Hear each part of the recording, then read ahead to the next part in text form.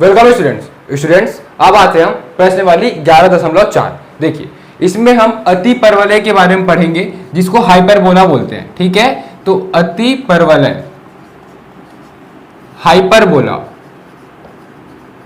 अब देखिए इसके बारे में आपको पहले ही बता चुका हूं इंट्रोडक्शन वीडियो में कि हाइपरबोला अति परवलय कोण यानी शंकु को किस तरीके से काटा जाता है तो अति परवलय हाइपरबोला बनता है। ठीक है, ये दो प्रकार से होगा। जिस प्रकार से दीर्घवृत्त दो प्रकार से हुआ था, एक क्षैतिज और दूसरा ऊर्ध्वाधर। ठीक है, वर्टिकल और हॉरिजॉन्टल। ठीक है, तो देखिए सबसे पहले हम देखेंगे हॉरिजॉन्टल यानी कि क्षैतिज। तो सबसे पहले ये दीर्घ अक्ष होगा और ये लघु या अल्प अक्ष। ठीक है, तो ये दो प्रकार से बनेगा, दो साइड से बनेगा। ठीक है, ये हो गया हॉरिजॉन्टल यानी कि क्षैतिज अति परवलय। ठीक है, अब देखिए इसमें भी दो फोकस होगा यानी कि दो नाभि। ठीक है, एक होगा F1 एक होगा F2। ठीक है, दो फोकस हो गया। दो शीर्ष होगा यानी कि वर्टेक्स, तो शीर्ष इसका यहां पे होगा। ठीक है, तो ये होगा वर्टेक्स, तो V1 और V2 मैं बोल सकता हूं इसको। ठीक है, अब देखिए इसमें बस एक चेंज ये है कि ये जो लघु अक्ष है या अल्प अक्ष इसको संयुग्मी अक्ष बोलते हैं। ठीक है, संयुग्मी अक्ष। ठीक है, तो देखिए संयुग्मी अक्ष को मैं अगर लघु अक्ष भी बोलता हूं फिर भी एक ही मतलब है। ठीक है, तो इसको लघु अक्ष बोलेंगे।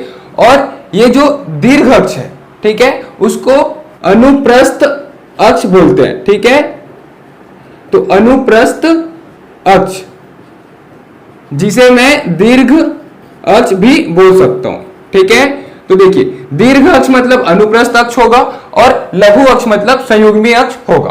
ठीक है, तो देखिए ये वर्टेक्स है, यहां पे बनेगा केंद्र जो कि 0,0 पर होगा, ये होगा केंद्र। ठीक है, अब देखिए जिस प्रकार से दीर्घवृत्त में होता था यहां भी वही होगा।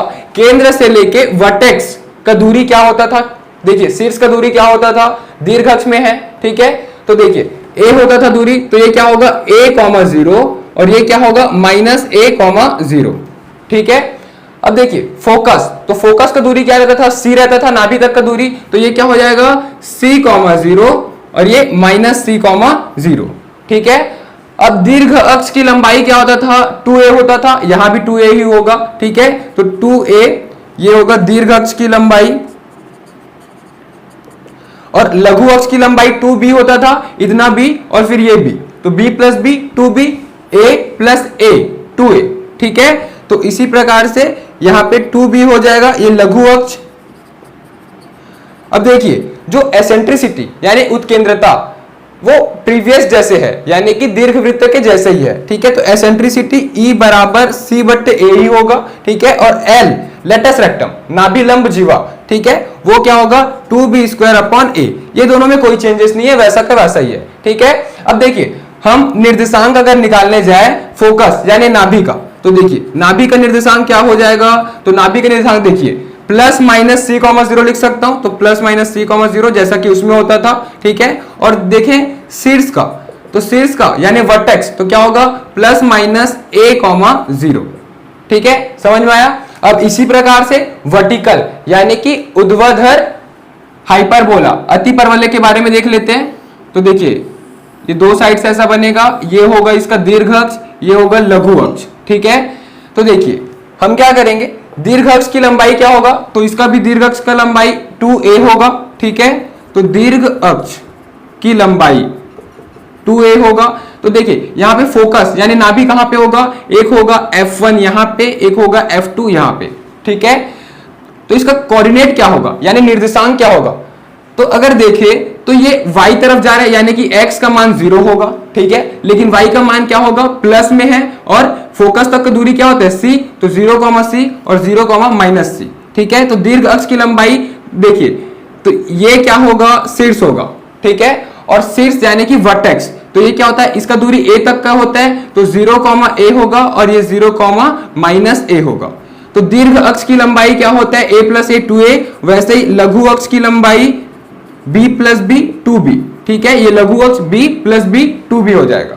ठीक है, दीर्घ अक्ष की लंबाई लघु अक्ष की लंबाई हो गया, एसेंट्रिसिटी उत्केंद्रता और लेटस रेक्टम यानी कि नाभि लंब जीवा दोनों का बराबर होगा, ठीक है, तो इसमें कोई चेंजेस नहीं होगा। नाभि का निर्देशांक और शीर्ष का निर्देशांक देख लेते हैं, ठीक है। तो देखिए नाभि का निर्देशांक क्या हो जाएगा, तो देखिए नाभि यानी कि 0, C 0, -C, तो इसको मैं क्या लिखूंगा 0, +- C, ठीक है।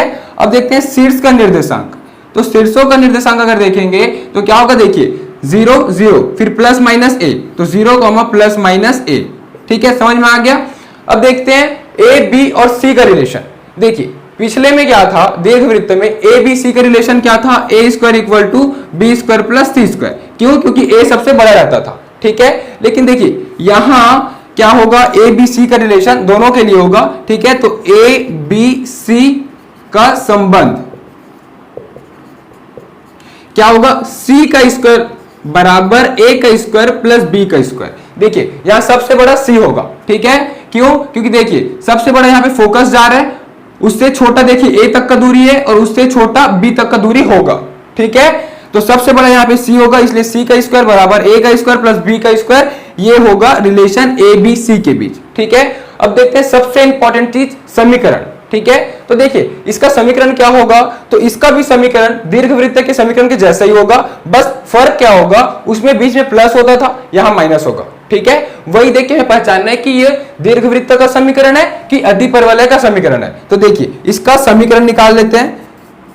तो देखिए हॉरिजॉन्टल यानी कि क्षैतिज अतिपरवलय का क्या होगा समीकरण, x² / a²। देखिए दीर्घवृत्त में सामने प्लस होता था, यहां माइनस होगा, ठीक है। y² / b² = 1, ठीक है। सेम वैसा ही है, बस बीच का साइन अगर माइनस हो जाएगा तो वो अतिपरवलय हाइपरबोला का इक्वेशन हो जाएगा, ठीक है। अब देखते हैं अगर वर्टिकल हाइपरबोला हुआ तो, ठीक है, यानी कि ऊर्ध्वाधर अतिपरवलय हुआ तो क्या हो जाएगा। देखिए उसमें क्या होता था कि x के नीचे b आ जाता था, लेकिन यहां उल्टा हो जाएगा, y पहले आएगा, ठीक है। तो y² / a² -x² / b² = 1। समझ में आया। तो देखिए हम कैसे पहचानेंगे कि वो क्षैतिज अतिपरवलय है कि ऊर्ध्वाधर अतिपरवलय है।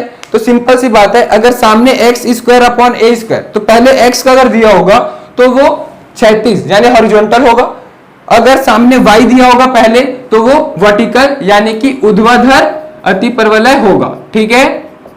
तो ये कॉन्सेप्ट दिमाग में क्लियर रखना है। अब देखते हैं प्रश्नवाली 11.4 का पहला प्रश्न। देखिए हमें अतिपरवलय का समीकरण दिया हुआ है, ठीक है। हमें शीर्षों का निर्देशांक, नाभियों का निर्देशांक, उत्केंद्रता और नाभिलंब जीवा ज्ञात करना है, ठीक है। तो देखिए सबसे पहले हम ये पता लगाएंगे कि ये कौन सा अतिपरवलय है, वर्टिकल या हॉरिजॉन्टल, ठीक है, क्षैतिज या ऊर्ध्वाधर। तो देखिए सबसे पहले x दिया है सामने, तो सामने जब पहले x दिया है इसका मतलब ये कौन सा होगा, हॉरिजॉन्टल यानी कि क्षैतिज, ठीक है। तो हॉरिजॉन्टल या बोल सकता हूं क्षैतिज अतिपरवलय।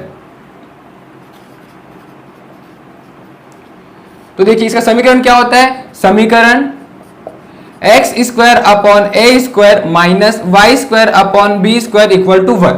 दोनों को तुलना करेंगे तो देखिए a का मान क्या है, a² की जगह 16 है, तो 16 को मैं क्या लिख सकता हूं, 4 का स्क्वायर, तो ये a का मान 4 हो जाएगा, और b² 9, तो 9 को मैं 3 का स्क्वायर लिख सकता हूं, तो ये हो जाएगा b = 3, ठीक है। या दिया गया क्वेश्चन को मैं स्क्वायर के फॉर्म में लिखूंगा तो 4 का वर्ग और ये हो जाएगा 3 का वर्ग, ठीक है। तो देखिए a और b का मान तो मिल गया, हमें अब c का मान ज्ञात करना है, ठीक है। तो हमें a b c के बीच का संबंध पता है, a b c का संबंध, देखिए इसमें c बड़ा होता है तो क्या होगा, c² बराबर a² प्लस b², तो c² बराबर a का वर्ग यानी 4 का वर्ग धन 3 का वर्ग, ये हो जाएगा 16 धन 9, तो c का वर्ग, तो c बराबर क्या हो जाएगा, c का स्क्वायर बराबर 25। अब देखिए c बराबर क्या हो जाएगा, वर्गमूल 25, तो c बराबर 5। तो देखिए a b और c का मान तो पता चल गया हमें, ठीक है। अब देखिए हमें क्या ज्ञात करना है, सबसे पहले शीर्षों का निर्देशांक, ठीक है। तो सबसे पहले मैं एक काम करता हूं, इसका डायग्राम बना लेता हूं, ठीक है। तो देखिए हॉरिजॉन्टल बनेगा, तो हॉरिजॉन्टल अतिपरवलय बनेगा, ठीक है। शीर्ष यानी कि फोकस नाभि हो जाएगा और शीर्ष यानी कि वर्टेक्स हो जाएगा, ठीक है। तो देखिए सबसे पहले हम लिखते हैं शीर्ष, तो शीर्षों का निर्देशांक अगर देखा जाए तो क्या हो जाएगा, शीर्ष यानी कि ये होगा वर्टेक्स, यहां तक का दूरी क्या होता है, वर्टेक्स का दूरी a होता है, तो यहां पे -a,0 और ये a,0 होगा, इसका मतलब +-a,0 होगा शीर्ष। दूसरा नाभि का निर्देशांक, तो लिखता हूं नाभि, तो देखिए नाभि यानी कि फोकस, तो F1 यहां पे होगा, F2 यहां पे होगा, ठीक है। तो देखिए क्या हो जाएगा, F1 का दूरी क्या होता है c, तो ये हो जाएगा c,0 -c,0, तो +-c,0 हो जाएगा, ठीक है। अब देखिए तीसरा उत्केंद्रता का सूत्र क्या होता है, एसेंट्रिसिटी, है ना, क्या होता है C/A। और लास्ट नाभिलंब जीवा, ठीक है, नाभिलंब जीवा जिसको बोलते हैं लेटस रेक्टम, ये होता है 2b²/a। देखिए सभी का सूत्र लिख लिए हम, तो देखिए रखते हैं a के जगह क्या है 4, तो क्या हो जाएगा ये +-4,0, ये हो गया उत्तर। नाभि +-c,0, तो c का मान 5 है, तो +-5,0, ये हो गया उत्तर। एसेंट्रिसिटी उत्केंद्रता C/A, तो c का मान 5/a, a का मान 4, ठीक है, तो ये आ गया उत्केंद्रता। अब नाभिलंब जीवा 2b²/a, तो 2 × b का स्क्वायर, तो देखिए b का मान क्या है 3, और 3 का स्क्वायर क्या होगा 9, तो ये हो जाएगा 9/a, तो a का मान कितना था 4, तो ये हो गया 4, तो 2 1 जा 2 2 जा, ये हो जाएगा 9/2, ठीक है। तो इस तरीके से बनेगा ये प्रश्न। अब आते हैं हम प्रश्न क्रमांक 2। देखिए क्या दिया हुआ है, अतिपरवलय का समीकरण दिया है y²/9 x²/27 = 1। तो सबसे पहले इसके जो हर पार्ट है उसको हम स्क्वायर के फॉर्म में लिखेंगे, ठीक है, ताकि हमें a² और b² का मान क्लियर हो सके। तो क्या लिखेंगे, y²/9 किसका स्क्वायर होगा 3 का, -x²/27, तो 27 किसका वर्ग होता है, किसी का नहीं होता। तो देखिए इसका मैं वर्ग निकालूंगा, तो 27 क्या आ जाएगा 3, फिर होगा 9, 3 3 9, 3 एकम 3, तो देखिए 3 बार 3 आ रहा है, तो वर्गमूल, तो ये 3 बाहर हो जाएगा और 3 अंदर वर्गमूल के, इसका मतलब 3√3 मैं ये लिख सकता हूं, और इसका वर्ग, ठीक है। तो ये हो जाएगा 27 की जगह बराबर 1। अब हम देख सक रहे हैं कि पहले x दिया कि y दिया, पहले y दिया मतलब कि वर्टिकल यानी कि ऊर्ध्वाधर बनेगा, ठीक है। तो वर्टिकल या बोल सकता हूं मैं ऊर्ध्वाधर अतिपरवलय। तो देखिए ऊर्ध्वाधर अतिपरवलय का समीकरण क्या होता है, समीकरण y²/a² -x² = 1।